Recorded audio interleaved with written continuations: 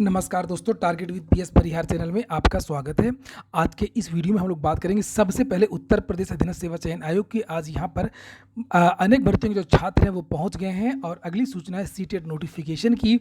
इसके बाद में हम लोग बात करने वाले हैं प्राथमिक शिक्षक भर्ती के लिए कि क्या चल रहा है, और लास्ट में हम लोग बात करेंगे मध्य प्रदेश से 1300 वन रक्षकों की भर्ती होने जा रही है। लेकिन आगे बढ़ने से पहले एक सूचना है, एक गुड न्यूज है कि जो विद्यार्थी टीजीटी और पीजीटी एलटी ग्रेड शिक्षक भर्ती की तैयारी कर रहे हैं वे सभी अभ्यर्थी चक्षु प्रकाशन की इस बेस्ट बुक को ले सकते हैं। हिंदी की भी पुस्तकें उपलब्ध हैं, कला की भी है, गणित की भी है, इंग्लिश की भी है, सामाजिक विज्ञान की भी है, विज्ञान की भी है। चक्षु प्रकाशन की ये सभी पुस्तकें आप लोगों को सभी कापी किताबों की दुकानों में मिल जाएंगी, और अगर आप लोग ऑनलाइन मंगवाना चाहते हैं तो उसकी लिंक मैंने डिस्क्रिप्शन बॉक्स में दे दी है। इन पुस्तकों में कुछ खासियत भी है कि इन पुस्तकों में चैप्टर वाइज प्रश्न दिए हुए, यहाँ पर देख सकते हैं लिखा है चैप्टर वाइज सॉल्व पेपर और प्रैक्टिस सेट। और अब तक जितने भी प्रश्न पूछे गए हैं, एलटी हो चाहे वो टीजीटी पीजीटी हो, सभी प्रश्नों का समावेश भी किया गया है। और इन पुस्तकों में काफ़ी अच्छी तरीके से प्रश्नों के जो उत्तर हैं वो उनकी जो व्याख्या है वो काफ़ी अच्छी तरीके से दी गई है। चलिए शुरू करते हैं आज की सूचना को। और आज यूपी ट्रिपल एससी में धरना प्रदर्शन शुरू हो गया। मैंने पहले ही आप लोगों से बताया था। यहाँ पर खासतौर से 2-3 भर्तियों के जो छात्र वो पहुँच रहे हैं। एक तो जूनियर इंजीनियर के छात्र हैं, नई भर्ती के जो विद्यार्थी इंतजार कर रहे हैं उसके भी छात्र हैं, और पुरानी भर्ती के भी छात्र हैं। इसके साथ में जो मुख्य रूप से जो छात्र आज वहाँ पर पहुँचे हुए हैं ये एक्सरे टेक्नीशियन के छात्र। चूँकि मैंने आप लोगों को बताया था कि लगातार यूपी ट्रिपल एससी में अध्याचन पहुँच रहा है।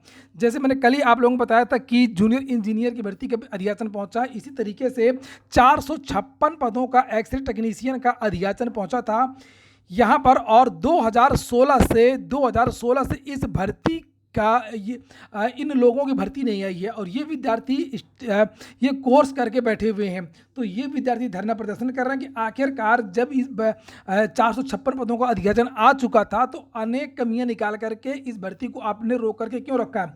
4% दिव्यांग आरक्षण को लेकर के, कभी ईडब्ल्यूएस आरक्षण को लेकर के, कभी कह दिया कि 52 पदों के लिए कुछ लोग कोर्ट चले गए हैं, भर्तियां फंसी हुई हैं। फिर से नया मामला ये है कि 2023 तक के जो पद हैं वो जोड़े जाएंगे, और जो उस अध्याचन को वापस भेज दिया गया है।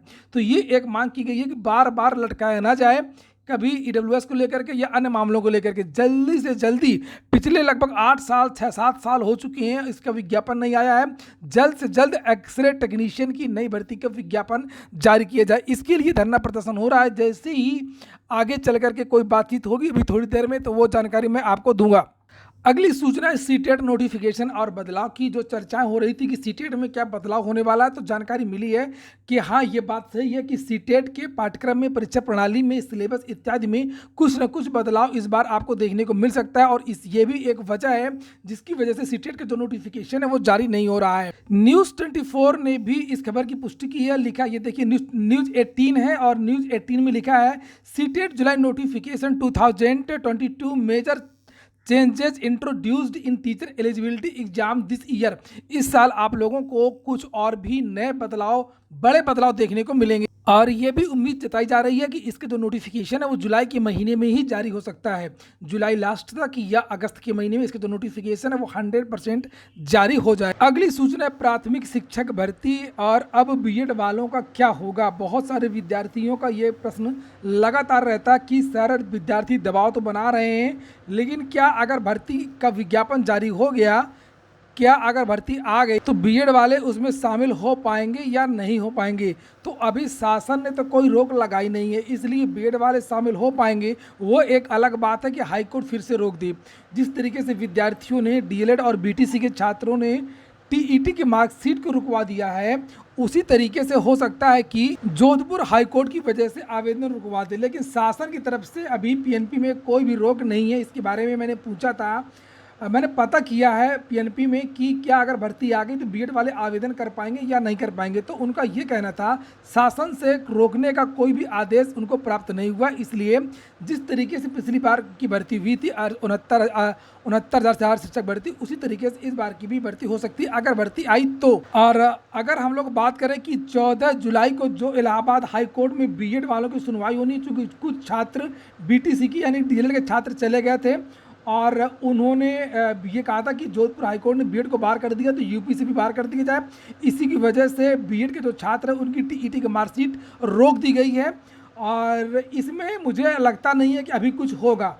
अभी जो इलाहाबाद हाई कोर्ट है वो इंतजार करेगा सुप्रीम कोर्ट में जो केस 19 जुलाई को लगा हुआ है एनसीटीई से, जिसमें जवाब मांगा गया है मानव संसाधन एवं विकास मंत्रालय से, जो जवाब मांगा गया भारत सरकार से, उसका इंतजार करेगी और ये एक बार फिर से डेट टालने की कोशिश की जाएगी और नई डेट ही मिलेगी। बहुत ज़्यादा उम्मीद इसमें लग नहीं रही है। वहीं पर अगर हम लोग बात करें कि सुप्रीम कोर्ट से क्या हो सकता है, तो चूंकि भारत सरकार खुद ही बचाने का प्रयास कर रही है बीएड के छात्रों के लिए, इसलिए मुझे लगता है जहां तक कि बीएड शामिल रहेगा प्राथमिक में। चूंकि आप लोग यहां पर देखेंगे जो शिक्षा चयन प्रक्रिया नियमावली है उसमें यहाँ पर लिखा हुआ है कि जिन राज्यों में न्यूनतम आर्ता नहीं है, जैसे यहाँ पर लिखा है कि 25 की धारा, ये जो धारा 23 है, यहाँ पर लिखा हुआ है कि कोई व्यक्ति जिसके पास केंद्रीय सरकार द्वारा अधिसूचना द्वारा प्राधिकृत किसी शिक्षा प्राधिकारी द्वारा यथाकथित न्यूनतम आर्ताएं हैं, शिक्षक के रूप में नियुक्ति के लिए पात्र होगा। नीचे यहाँ पर यह भी लिखा हुआ है कि जहाँ किसी राज्य में अध्यापक शिक्षा के पाठ्यक्रम में या उसमें प्रशिक्षण प्रदान करने वाली संस्थाएं नहीं है या उपधारा फर्स्ट के अधीन या यथा अधिकथित न्यूनतम आर्ता रखने वाले शिक्षक पर्याप्त संख्या में नहीं है, वहां केंद्रीय सरकार यदि वह आवश्यक समझे तो अधिसूचना द्वारा शिक्षक के रूप में नियुक्ति के लिए अपेक्षित न्यूनतम आर्ताओं को 5 वर्ष से अनधिक ऐसी अवधि के लिए शिथिल कर सकेंगी, छूट प्रदान कर सकेंगी। यानी कि सरकार अगर चाहेगी कि उसको लगेगा कि इस पर्टिकुलर राज्य में या इस क्षेत्र में यहाँ पर बीटीसी नहीं है या डीएलएड के छात्र नहीं है या जेबीटी के नहीं है, तो वो छूट प्रदान कर सकती है। इसके लिए यहाँ पर लिखा हुआ है और इसी आधार पर एनसीटी ने इसे पूरे देश में लागू कर दिया। तो इसी को लेकर के एनसीटी का जो 28 जून वाला नोटिफिकेशन था उसको रद्द किया है हाईकोर्ट ने। लेकिन कहने का तात्पर्य यह है कि बीएड के जो छात्र हैं उनका जो मामला है इतना कमजोर नहीं है। शिक्षक नियमावली में कुछ प्रावधान किए गए थे जिसकी वजह से बीएड को शामिल किया गया है। एनसीटीई ने अपना जवाब भेज दिया है और मुझे लगता है कि ज़्यादा से ज़्यादा 1 या 2 तारीख में सुप्रीम कोर्ट इस पर फैसला सुना देगा। और इसके बाद में जो अगली सूचना है वो है मध्य प्रदेश में 1300 वन रक्षकों की भर्ती होगी। ये देखिए लिखा हुआ है कि मध्य प्रदेश में एमपीपीईबी द्वारा जल्द ही कई पदों पर भर्ती प्रक्रिया आयोजित की जाएगी। वन संरक्षक भर्ती के लिए 1300 से अधिक पदों पर भर्ती प्रक्रिया आयोजित होगी। इसके लिए परीक्षा नवंबर में आयोजित होगी और जिसके लिए उम्मीदवारों को पात्रता और नियम जारी कर दिए गए हैं। मध्य प्रदेश वन विभाग में रिक्ति वन रक्षकों के पद पर करीब 1300 आवेदकों की भर्ती होगी। इसके लिए ऑनलाइन आवेदन की तिथि जल्द ही जारी हो जाएगी। आवेदन की अंतिम तिथि 30 दिनों के अंदर रखी जा सकती है। परीक्षा तिथि नवंबर 2022 एमपीपीईबी कैलेंडर 2022 के अनुसार होगी। वैसे बता दूं कि उत्तर प्रदेश में वन दरोगा की भर्ती का भी प्रस्ताव आ चुका है। वन दरोगा की भी भर्ती उत्तर प्रदेश में होने वाली है। पदों की संख्या काफ़ी ज़्यादा है, लगभग 500 पदों के लिए भर्ती का जो विज्ञापन है वो जारी होने वाला है। नियमावली में बदलाव कर दिया गया है। अब बीएससी पास जो छात्र हैं वो बन सकेंगे वन दरोगा, पहले इंटरमीडिएट योग्यता रखी गई थी। तो ठीक है दोस्तों, ये हो गया आज का वीडियो। पूरा वीडियो सुनने के लिए बहुत बहुत धन्यवाद।